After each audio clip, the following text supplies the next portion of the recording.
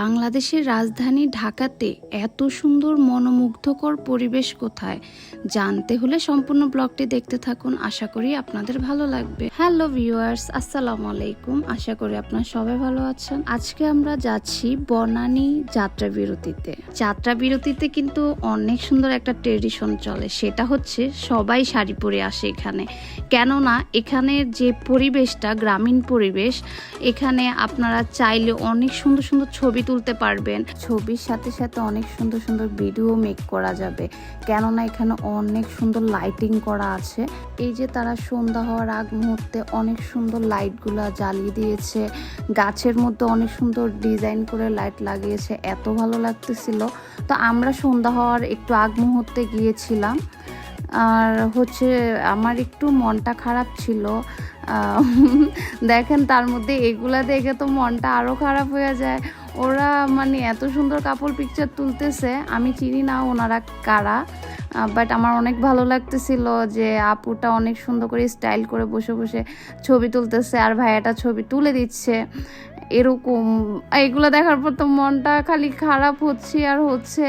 আবার দেখা গেছে এখানে এত সুন্দর সুন্দর জুয়েলারি কাপড় আছে, এগুলো আপনাদেরকে পরে দেখাবো। চলেন আমরা আগে রেস্টুরেন্টটা ঘুরে দেখি। এই যে আমরা চলে আসলাম আমাদের মেইন পয়েন্টে, যে এখানে বসে আমরা খাবো, অনেক টাইম আড্ডা দিব। এখানে আপনারা চাইলে রিল্যাক্সভাবে বসে আড্ডা দিতে পারেন এবং উপরেও হচ্ছে বসার ভালো ব্যবস্থা আছে। তবে আমি একটু খুব টায়ার্ড ছিলাম, দ্যাটস ওয়াই আমি আজকে বেশি একটা ঘুরি নাই এখানে। ইনশাল্লাহ আমি নেক্সট টাইম আসলে এখানে যাত্রা বিরতিতে আমি অনেক সুন্দর সুন্দর ভিডিও মেক করব আপনাদের জন্য।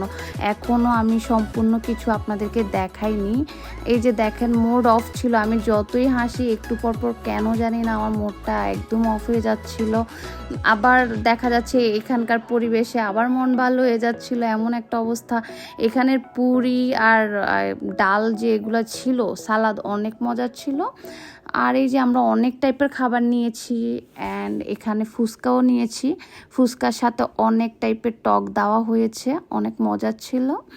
আমরা এত ভরপুর খেয়েছি যে সম্পূর্ণ খাবার শেষ করতে পারিনি।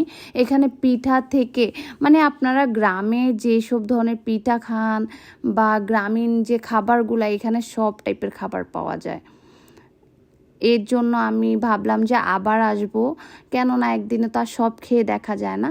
চলেন এবার আমরা ভিতরে ঘুরে দেখি। যে দেখেন কত সুন্দর সুন্দর কাপড়, দেন অনেক শোপিস আছে, দেন জুয়েলারি আছে।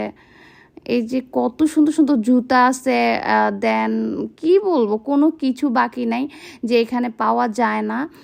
সো আপনারা যারা যারা শপিংও করতে চান এখানে আসলে শপিংও করতে পারবেন। একদম হচ্ছে আড়ংয়ের মতো বিষয়টা। এখানকার কাপড় দেন জুয়েলারিগুলো আমার অনেক ভালো লেগেছে।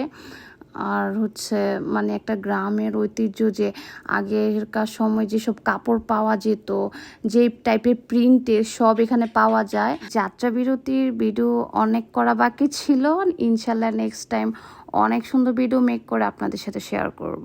আল্লাহ হাফেজ।